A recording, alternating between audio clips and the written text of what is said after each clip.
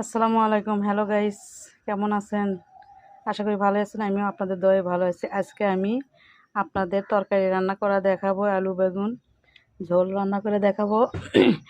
কি মাছ দিয়ে রান্না করতেছি সে মাছের নাম কইনি, ঠিক আছে? এই মাছটা আবার বেশি কমেন্ট করে জানাবেন যে এটা কি মাছ।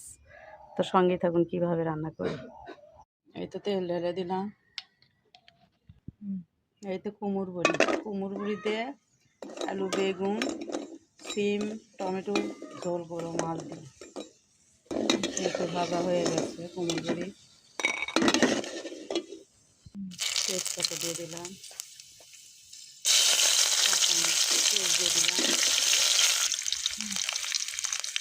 বাটা লবণ দিয়ে দিলাম, হলুদের গুঁড়ো, মরিচের গুঁড়ো, সামান্য পানি দিয়ে দিলাম। হয়তো কষানো হয়ে গেছে, এখন মাছ দিয়ে দিব। এটা কি মাছ অবশ্যই কমেন্ট করে জানাবেন। আমি মাছের নামটা বললাম না, এই মাছ দিয়ে আমি ঝোল করলাম। তো মাছ কষানি হয়ে গেছে, এখন আমি ঢেলে দিব।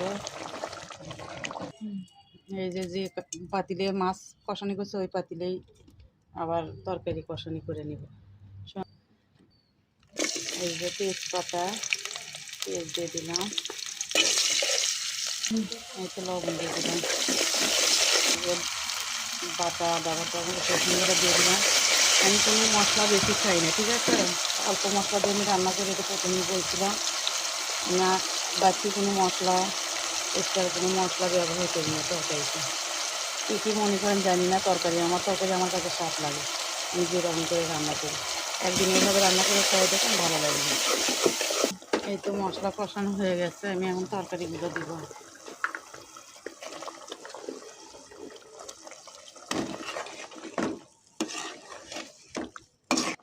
এর ভিতরে টমেটোগুলো দিয়ে দেব, দিয়ে একসঙ্গে কষে নেব।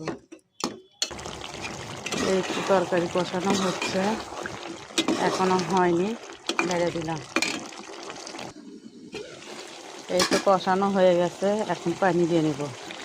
এই তো পানি দিয়ে নিচ্ছি। এই তো তরকারি বলক উঠছে, এখন এখানে মাছ দিয়ে দিব। আমি মাছ দিয়ে দিচ্ছি, এখন দিব আমি কুমড়ো বড়ি।